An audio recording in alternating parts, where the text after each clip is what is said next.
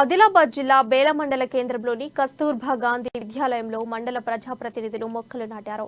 తెలంగాణ దశాబ్ది ఉత్సవాల్లో భాగంగా హరితహారం కార్యక్రమంలో పాల్గొన్నారు.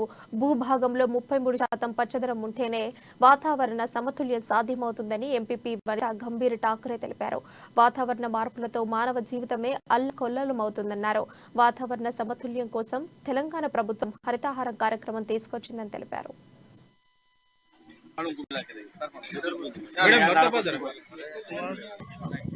आनंदाची गोष्ट आहे. इथं आलेल्या सगळ्या आमच्या टीचर्स, आमचे सरपंच, एमपीटीसी, सर्व अधिकाऱ्यांना, पत्रिका बांधवांना, सर्व बेला मंडलच्या आमच्या प्रत्येकांना माझं हृदयपूर्वक नमस्कार.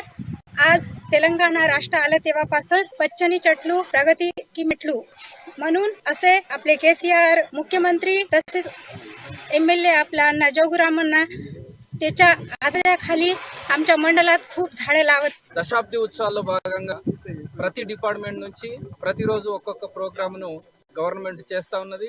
అందులో భాగంగా మన బేల మండలంలో ఈరోజు 19 తారీఖు నాడు హరితోత్సవం జరుపుకోవాలని పైనుంచి వచ్చిన ఆదేశాల ప్రకారంగా మరి గౌరవ ఎంపీపీ మరియు డిప్యూటీసీ ఆధ్వర్యంలో మన ఎంపీడీఓ అధికారుల ఆధ్వర్యంలో खूप आनंदाची गोष्ट आहे. इथं आलेल्या सगळ्या आमच्या